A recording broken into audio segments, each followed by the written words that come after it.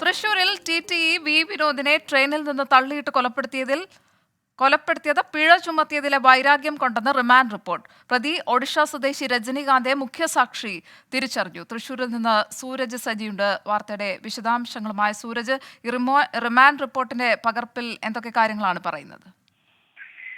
ഗോപിക പ്രധാനമായും പറയുന്നത് ഈ ടിക്കറ്റ് എടുക്കാത്തതിന്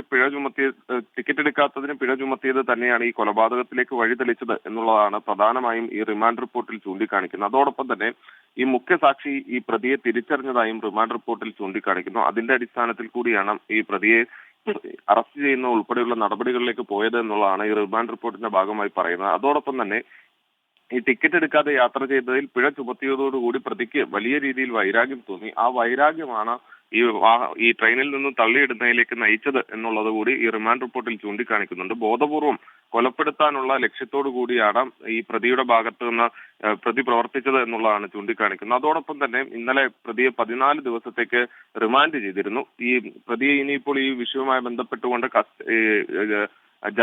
കസ്റ്റഡിയിൽ ചോദ്യം ചെയ്യേണ്ട അടക്കമുണ്ട്. അതുകൊണ്ട് തന്നെ ഈ കസ്റ്റഡി അപേക്ഷ ഉടനെ നൽകേണ്ടതില്ല എന്നത് സംബന്ധിച്ചാണ് നിലവിൽ പോലീസിന്റെ തീരുമാനം. അതായത് ഈ സംഭവം നടന്ന ട്രെയിനിൽ ഉൾപ്പെടെ എത്തിച്ച് തെളിവെടുക്കേണ്ടതുണ്ട്. അതുകൊണ്ട് തന്നെ കുറച്ച് ദിവസങ്ങൾക്ക് ശേഷം ഈ ട്രെയിൻ തിരിച്ച് മടങ്ങിയെത്തുന്ന അനുസരിച്ച് കസ്റ്റഡി അപേക്ഷ നൽകുക, അതിനുശേഷം കസ്റ്റഡിയിൽ വാങ്ങി ചോദ്യം ചെയ്യുക എന്നുള്ളതാണ് തീരുമാനിച്ചിട്ടുള്ളത്. അതുകൊണ്ട് തന്നെ വരും ദിവസങ്ങളിൽ ഇതിന്റെ കസ്റ്റഡി അപേക്ഷ നൽകാനുള്ള നീക്കത്തിലാണ് നിലവിൽ പോലീസ് ഉള്ളത്. ഗോപിക, തൃശൂരിൽ TTE വി വിനോദിനെ ട്രെയിനിൽ നിന്ന് തള്ളിയിട്ട് കൊലപ്പെടുത്തിയത് പിഴ ചുമത്തിയതിലെ വൈരാഗ്യം കൊണ്ട് ആണ് എന്നാണ് റിമാൻഡ് റിപ്പോർട്ടിൽ പറയുന്നത്.